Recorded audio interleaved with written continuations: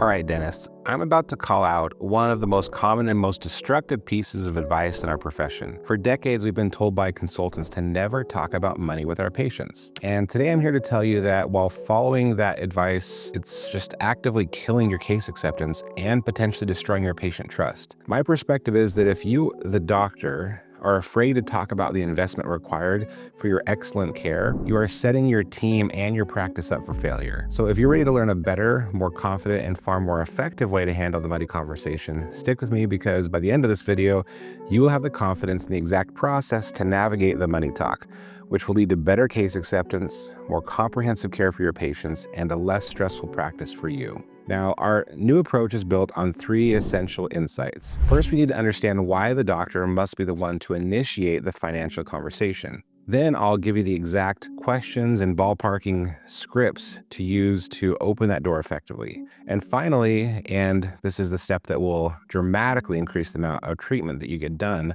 I'll show you how to secure the commitment right there in the chair. But first, we have to understand why it's so critical for you, the doctor, to be involved in the first place. When you present a treatment plan and then immediately leave the room, you are abandoning your patient at the moment of their highest uncertainty.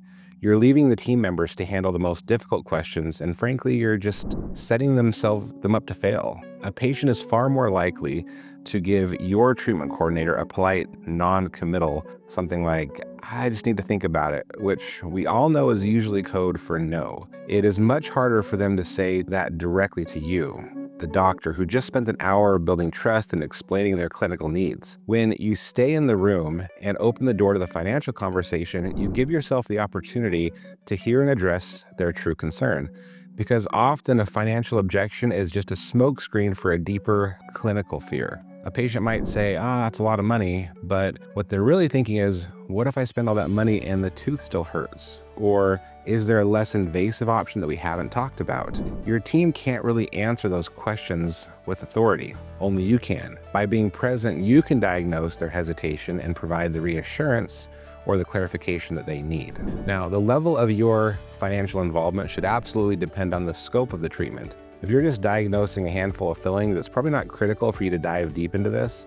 But the moment you get into more comprehensive care, multiple crowns, implants, or larger cosmetic cases, it becomes essential for you to bring up the finances first. This brings us to our next key point of how to actually do it without feeling like you're a salesperson. Your goal is to be a collaborative problem solver. After you've explained the clinical benefits of doing several crowns in 1 or 2 visits, you can open the door with a simple low-pressure question. You can ask them, does getting this all taken care of in 1 visit seem doable for you?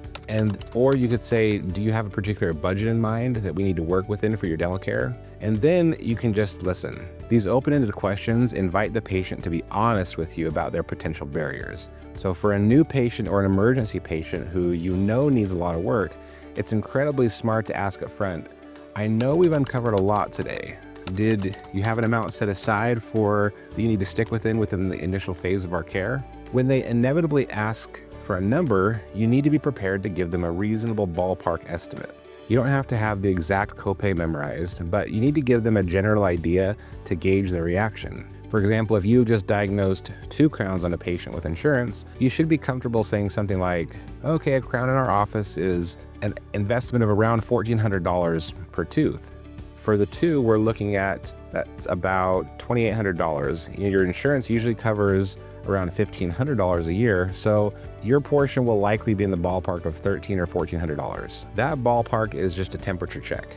If they nod and say, okay, that seems manageable, then you know that you're on the right track. But what if they say, wow, there's no way that I can do that right now? That's not a failure, that's actually a massive success. Because you, the doctor, are now in the perfect position to work through their issues. You can respond with empathy and start problem solving. I totally understand. That's a significant investment. Let's talk about it. What's the most pressing concern for you right now? And then you just kind of listen. You are in control of the conversation and you can help diagnose their true objection. Okay, so you've opened the door to the conversation, you've ballparked the investment, you've addressed their true concern, and they've given you the green light.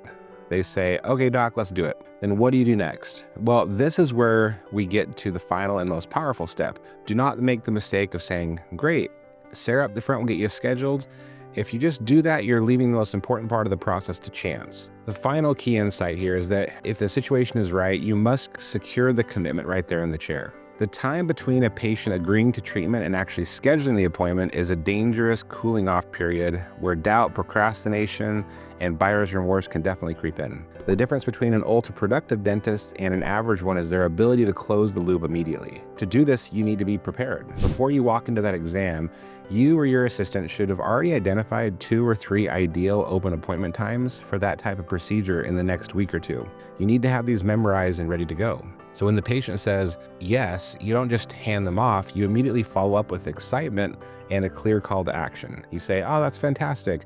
I'm really excited to help you get this taken care of. I've actually got an opening tomorrow afternoon around 3 or next Tuesday morning at 9. Would either of those work okay for you to get this all done? This is a complete game changer. You are striking while the iron's hot. You're leveraging the peak moment of trust and the momentum that you've just built. You are making it incredibly easy for them to commit and take the next step. When you get the verbal yes to a specific time, the case is essentially closed and you can walk the patient to the front desk and say, oh, Sarah, we're all set. Mrs. Jones is going to take that Tuesday morning spot at 9 for her treatment. And the difference in this and your acceptance between this and a more reactive traditional approach is massive. By embracing this complete process, opening the financial conversation to diagnose the true concern, providing a ballpark, and then immediately securing the appointment, you take a little more ownership of the case presentation from start to finish. You transform yourself from just a diagnostician into an effective leader who guides patients to the care that they need. Now that you have a system for confidently presenting and closing those high-value treatment plans, you need to make sure that your practice's cash flow is stable and predictable. So you're not riding a financial roller coaster every single month. Many dentists have huge swings in their monthly income, which creates tons of stress, but there is a specific counterintuitive scheduling philosophy that can completely smooth out your cash flow and make your revenue incredibly consistent. It's a system that I use in my own practices to stop the cash flow roller coaster for good. And if you click on the video on this screen, I'll show you exactly how it works.